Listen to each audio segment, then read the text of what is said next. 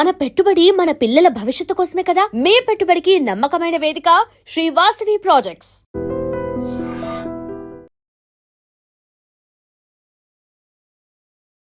నమస్కారం, welcome to I dream.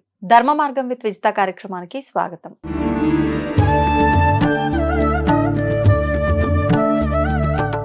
నమస్కారం అండి. శ్రీమాత్రే నమః. మాఘ పౌర్ణమి రోజు ఆచరించే విధానాలు ఏంటి? ముఖ్యంగా ఈ మాఘ పౌర్ణమి రోజు ఎటువంటి విధానాలు ఆచరిస్తే బాగుంటుందో తెలియచేయండి. తప్పకుండా అండి. చంద్రుడికి కళలోను ఉంటాయి, 16 కళలోను ఉంటాయి చంద్రుడికి. ఒక్కొక్క పౌర్ణమికి కొన్ని కళలు రిలీజ్ అవుతుంటాయి చంద్రుల్లో. మాఘమాసంలో పౌర్ణమి వచ్చినప్పుడు ఉన్నటువంటి కళలు ఏంటంటే ఆరోగ్యాన్ని ఇచ్చేది, కీర్తిని ఇచ్చేటువంటి కళలు రిలీజ్ అవుతాయి చంద్రుడి నుంచి. ఒక్కొక్కప్పుడు ఒక్కొక్కటి ఉంటుంది. ఒక్కొక్క రాశిలో కూడా ఆరోగ్యం. చంద్రుడు ఎక్కడున్నాడు? సింహరాశిలోకి ఎంటర్ అవుతున్న చంద్రుడు కదా. మఖా నక్షత్రం, మఘా నక్షత్రం మీద పౌర్ణమి ఏర్పడింది కాబట్టి మాఘ పౌర్ణమి, అంతే కదా.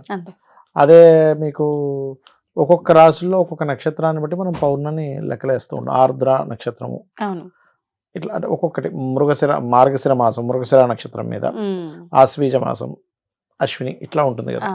అలా ఏంటంటే రవి ముఖ్యంగా మనకు ఆరోగ్యానికి కారకుడు కాబట్టి ఎవరైతే అనారోగ్య బారిన పడుతుంటారో వాళ్ళ యొక్క మానసిక స్థితి బలంగా ఉండాలని ఎవరు కోరుకుంటారో వాళ్ళు మాఘ పౌర్ణమి చేయడం వల్ల ఖచ్చితమైన మంచి ఫలితాలు ఉంటాయి. ఇంకా అందులో సందేహం ఏం లేదు. ప్రతి ఒక్కరికి అవసరమైంది. ఇప్పుడు ప్రతి ఒక్కరికి అవసరమైంది. నిన్న మొన్న చూడండి, నేను చూసా ఒక అమ్మాయి గవర్నమెంట్ జాబ్ హోల్డర్, అవునవును, తల్లిదండ్రులు లేరు, సింగిల్ గా ఉండలేక డిప్రెషన్ కూడా బోర్ కొడుతుందని ఆత్మహత్య చేసుకుంది. అసలు ఏంటి అసలు? ఇప్పుడు కొంతమంది ఉంటారు ఎట్లా అంటే బాగా హెవీ హెల్త్ ఇష్యూస్ ఉన్నాయి, తట్టుకోలేకపోతున్నాను అని చెప్పి చేసుకుంటారు. కానీ బోర్ కొట్టి ఆత్మహత్య చేసుకోవడం ఏంటి చెప్పండి. అయితే నేను తర్వాత తెలిసింది ఏంటంటే ఎవరో మోసం చేశారని విన్నా. నేను మోసం చేస్తే ఆ మోసం తట్టుకోలేక అనే ఎక్కడో సంథింగ్ చదవడం ఎవరో చెప్పడం జరిగింది, నాకు గుర్తు రావట్లేదు సరిగ్గా. అట్లా కూడా అయిందని. అంటే తల్లిదండ్రులు లేరట అమ్మాయికి, సింగిల్ అట. అంటే నేను ఎందుకు చెప్తున్నానంటే ఈ మాట, ఇవాళ రేపు మనకి ఒక చిన్న ఏజ్ నుంచే టెన్షన్స్ పెరుగుతున్నాయి. అవును. ఒకప్పుడు అసలు స్కూలింగ్ కాలేజ్ ఏజ్లో అసలు మీకు స్ట్రెస్ అనేది ఉండేది కాదు. ఆడుతూ పాడుతూ అయిపోయేది. ఆ జీవుడికి ఎప్పుడైనా బాధ్యత ఉంది అంటే ఒక 25 ఏళ్ళు వచ్చినప్పటి నుంచి బాధ్యత ఉండేది. మొత్తం ఎడ్యుకేషన్ అయిపోయాక, వివాహం తర్వాతే బాధ్యతలు ఉండేవి. ఒకప్పుడైతే అది కూడా ఉండేది కదా, ఎందుకంటే ఉమ్మడి కుటుంబం ఉండేది. పెళ్లి చేసేవారు. ఇంట్లో ఆల్రెడీ నడుస్తూనే ఉంది. కొత్తగా ఈ వ్యక్తి ఇప్పుడు సంపాదించి పెట్టాలని ఉండేది కాదు. ఇప్పుడు ఉద్యోగం ఉంటేనే పెళ్లి చేసుకోవాలి. నర్సరీ నుంచే మీకు స్కూల్లో హోంవర్క్స్ ఇవ్వడం. అంటే ఏమైపోతుందంటే ఒక ఏజ్ తర్వాత రావాల్సిన బాధ్యతలు స్కూలింగ్ ఏజ్ నుంచే వచ్చేసరికి ఏమైపోతుందంటే, స్కూలింగ్ ఏజ్ నుంచే స్ట్రెస్ వచ్చేసరికి ఒక ఏజ్ వచ్చేసరికి ఏంటి నా జీవితం అంతా స్ట్రెస్, నా చదువుకునేటప్పుడు స్ట్రెస్, ఉద్యోగం చేస్తుంటే స్ట్రెస్, పెళ్ళైతే స్ట్రెస్, అన్ని స్ట్రెస్ అయినా అనిపిస్తుంది. విరక్తి వస్తుంది. అయితే ఈ స్ట్రెస్ కారణం ఏమిటి అంటే రియాలిటీలోకి మనం వెళ్ళకపోవడం. ఎప్పుడైతే రియాలిటీలోకి మనం వెళ్ళమో స్ట్రెస్ పెరుగుతూ ఉంటుంది. అంటే ఏంటి రియాలిటీ అంటే ఏంటంటే సత్యాన్ని మనం అర్థం చేసుకోవడం. ఇప్పుడు ఒక పిల్లవాడే ఎగ్జాంపుల్ హోంవర్క్ ఇచ్చారు, రాయలేదు, స్కూల్కి వెళ్ళాలంటే స్ట్రెస్. అదే రాస్తే ఆనందంగా వెళ్తాడు. లేకపోతే బుక్ ఎక్కడో కింద పెడతాడు, ఈ బుక్ టీచర్ చూడకపోతే బాగున్నాడు. మన చిన్నప్పుడు అందరూ ఇలాంటివన్నీ జరిగాయి,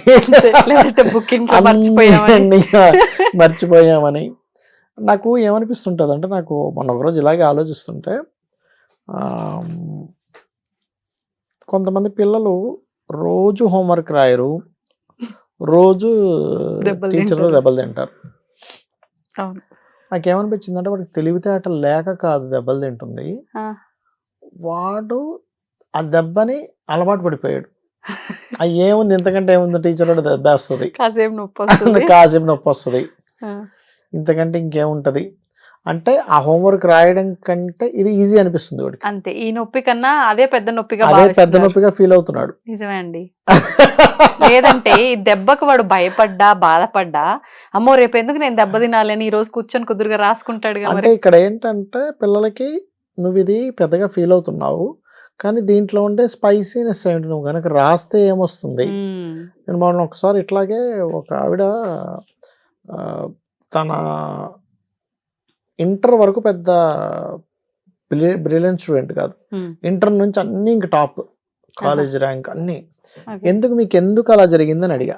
అంటే ఆస్ట్రాలజీలో ఉంది, అక్కడ నుంచి బాగా చదవాలని మీకెందుకు అనిపించింది పర్సనల్గా అంటే, ఆ అమ్మాయి చెప్పిన విషయం ఏంటంటే, నాకు ఇంటర్ వరకు అసలు నన్ను చదవమని కానీ చెప్పలేదు. ఇంటర్లో నేను అనుకోకుండా ఫస్ట్ ర్యాంక్ వచ్చినప్పుడు అందరూ అప్రిషియేట్ చేశారు, ఆ కిక్ నాకు తెలిసింది.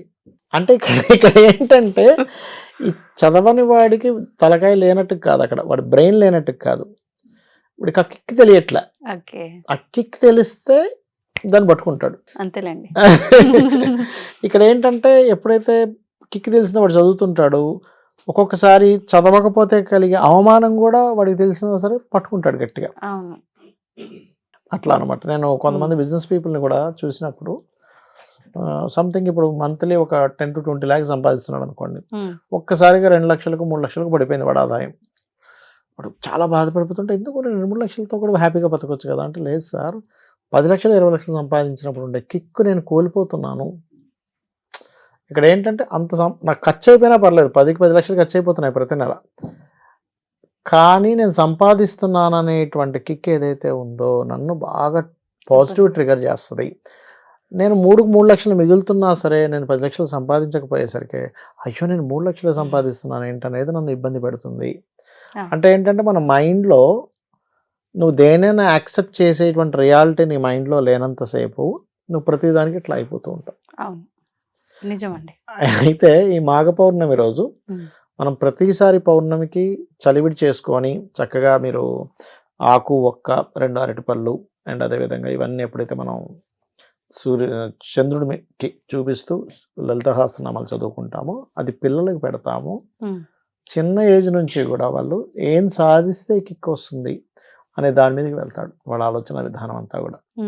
లేకపోతే ఏమవుతుందంటే ఇట్లాగే దెబ్బలకు అలవాటు పడిపోవడం, మొండి పడిపోవడం అట్లా జరుగుతూ ఉంటుంది. వాడి దగ్గర తెలివితేటలు లేకో రాయలేకో కాదు, ఏముందిలే ఎంతకంటే ఇంకేముంటుంది, దానికి అలవాటు పడిపోతుంటాయి. అది మెయిన్ అసలు.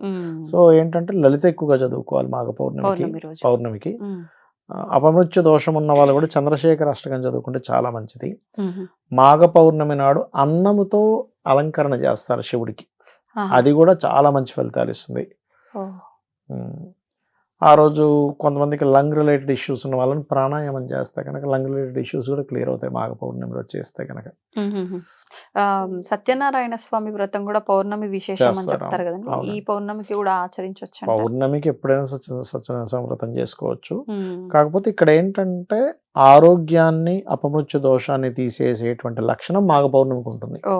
అటువంటి ఇబ్బందులు ఉన్న వాళ్ళు, మనస్కారకుడు ఉపాసనాకారకుడైన రవి, ఆత్మకారకుడైన రవిక్షేత్రంలోకి వెళ్ళి ఉంటాడు కదా, సో మీ మనసు కంప్లీట్ గా స్పిరిచువల్ దానికి కనెక్ట్ అయ్యేటువంటి పౌర్ణమి ఇది యాక్చువల్గా. ఎందుకంటే కేతు నక్షత్రం మగా నక్షత్రం అంటే రవి ఉపాసనా కారకుడు, అండ్ రవిలోనే సకల దేవతలు ఉంటాయని చెప్తుంటారు శాస్త్రం. ఇప్పుడు మనకి భానుమండల మధ్యస్థ భైరవి భగవాన్ని అమ్మవారు ఉంది, శివుడు ఉన్నాడు.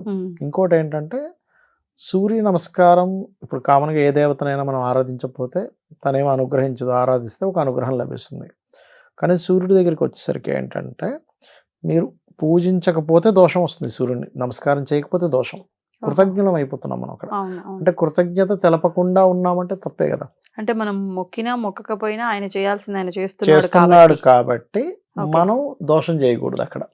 అట్లా సూర్య రాశుల్లోనే ఈ మాఘ పౌర్ణమి ఏర్పడుతుంది కాబట్టి, అంటే పౌర్ణమి ఏర్పడుతుంది కాబట్టి సూర్య ఆరాధన చేయడం ఆ రోజు ఇంకా మంచి ఫలితాలు ఇస్తుంది. మాఘపటి ఆదివారాలు వస్తాయి మనకి మాఘమాసంలో, ఆదివారాలు కనుక చేస్తే ఇంకా చక్కటి అంటే వాళ్ళకి ఆరోగ్యం, కీర్తి, సంతాన ప్రాప్తి ఇవన్నీ కూడా లభిస్తాయి. ధన్యవాదాలండి. శ్రీమాత్రే నమః. తవ్వండి, తవ్వుతూనే శివలింగం సరే దాన్ని అట్లా కప్పేసేయండి, చూపించదండి. మూర్తి పూజ కాదు, సాక్షాత్ బ్రజేంద్ర నందన భగవాన్ ఉన్నారు మూర్తులు. ఏమీ ఆశించకుండా ఆరాధించే వాళ్ళు కూడా ఉన్నారా ప్రభుజీ? నిజమైన భక్తి అంటే మనకు తెలియదు కాబట్టి